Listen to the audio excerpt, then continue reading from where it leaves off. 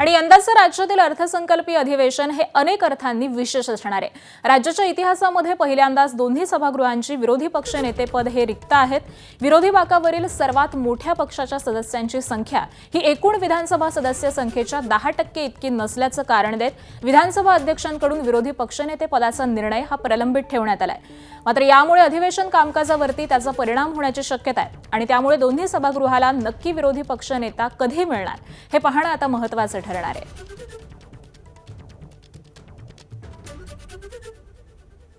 विरोधी पक्षनेत्याविना यंदाचं अर्थसंकल्पीय अधिवेशन होणार असल्याच्या चर्चा सुरू असताना महायुती आणि मविया नेत्यांची काय प्रतिक्रिया आहे जाणून घेऊयात।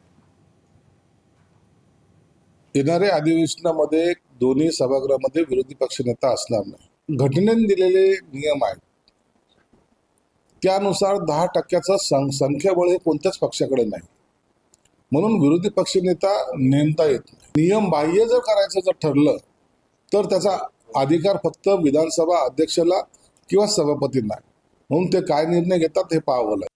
विरोधी पक्षनेता असावं की नाही माहित नाही, पण विरोधी पक्ष असावा जो आता अगदीच दुर्बिणीतून शोधावा इतका छोटा आहे आणि सत्ताधारी तेव्हाच नीट वागतात ज्यावेळेला विरोधी पक्ष हा लोकांचे प्रश्न अतिशय प्रभावीपणे मांडतो।